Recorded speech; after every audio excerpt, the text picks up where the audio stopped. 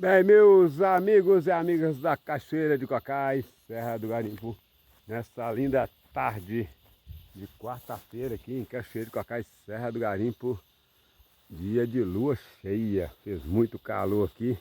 Você querendo passear aqui nas dependências da Cachoeira de Cocais, você vai conhecer as mais belas cachoeiras aqui da região, Poço Pão de Pedra, Cachoeira Cascata ou Tartaruga, Cachoeira do Escorregador, Cachoeira do Leão e a Cachoeira da Pedra Pintada. Nós temos 6 números aqui à sua disposição. Temos mais 2 números agora. São 8 números à sua disposição. Temos 011 da Estrada Real, Rio de Janeiro, São Paulo, Paraty, Minas Gerais. Então, galera, a turma aqui, né? Até dia de semana aqui nas dependências da Cachoeira de Cocais. Choveu bastante aqui, graças a Deus. Uma galera saiu da casinha do Pocinho e a outra galera veio pra cá para ficar mais 2 dias com a gente aqui, galera.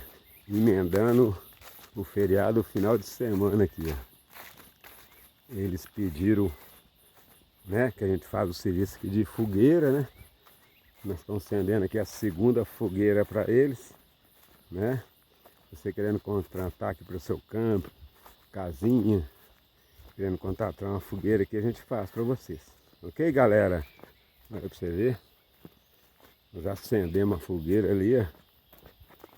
Ontem demorou um pouquinho pegar, mas hoje a fogueira agora parece que ela resolveu acender mais rápido. Entendeu? A galera deu um passeio ali na cachoeira, andou 2 dias para baixo e para cima. E aí ó, é o segundo dia que eles estão aqui, galera, aí, a fogueira aí.